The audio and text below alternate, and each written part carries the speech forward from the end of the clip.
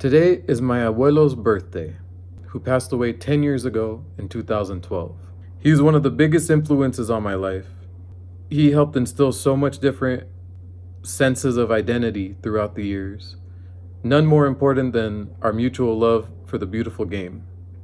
Between him and my father, a love and passion for the game of football was born almost instantly from the day that I was able to walk on 2 feet.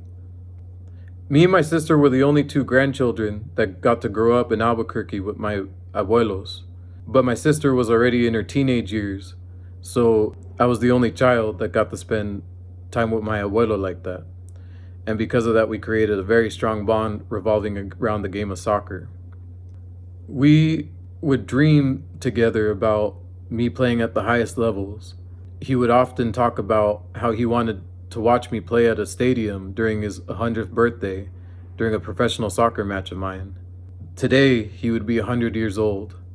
To start this year, I turned 30, and I've never played a game beyond the collegiate level.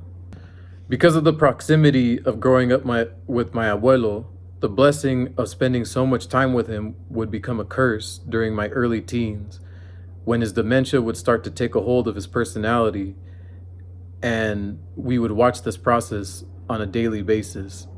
Eventually, by sophomore year of high school, we had to put him in professional care because he had become a threat to himself and his own family. Despite this challenging moment in my life, the blessing behind it was that my abuelo was able to help me identify a trauma that I didn't know existed and an identity that I didn't know was taking over my life. I was molested as a child and repressed it for almost 15 years. I revealed a bit of my discovery in 2013 on a Facebook post when I was ineligible for my senior year at Eastern New Mexico, and I wanted to address my teammates while taking accountability for my actions. Over the course of the next 9 years, I worked on finding balance and routine in my life so that way I could rebuild my foundation, redefine my principles, and reclaim my identity. I even had to walk away from the game that I loved so much and the game that gave me so much, just so that way I could reclaim my identity fully and come back to the game as a man. I want to invite you to learn about my story and many others like it as I launch a YouTube channel and make my way back to social media. On my channel, Sifting Through Mental Health Support, I will be bringing out highlights, old videos, stories, and perspectives on a number of different things in a hope to help, heal, and build community. When I posted about my condition in 2013, I wasn't ready to help anybody else, let alone myself. But I still had a number of people reach out to me and tell me something difficult that they had been through. To be somebody who people can come to in order to release a little bit of the tension in their own life was something that was very valuable to me and made me realize just how important it was to be able to voice my story, even if it was going to take time to get to this point. So that's where I want to start. On my very first series on my YouTube channel titled Accent Over the U. My name is Cantu Palombo, and I really don't know a lot of people who call me that to this day. I really don't get hung up on the way that people pronounce it.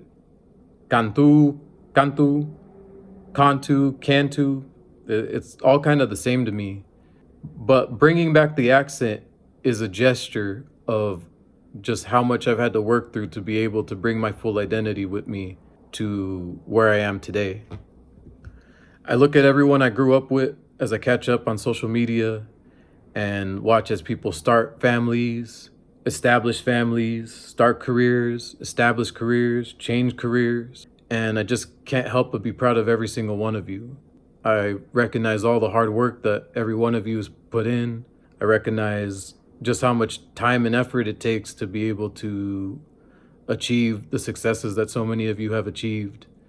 In so many ways, what I've been through, it's my life's work, and it's what's helped me to go from where I was years ago to reclaiming my identity as a sex abuse survivor and a mental health advocate.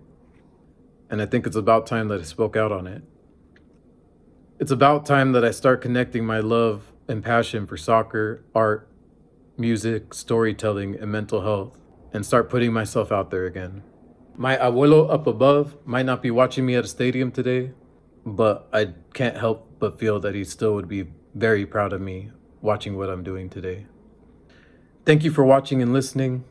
Many more videos to come, so if you are interested in the highlights, in the stories, starting a conversation, in anything in between, then go ahead and subscribe.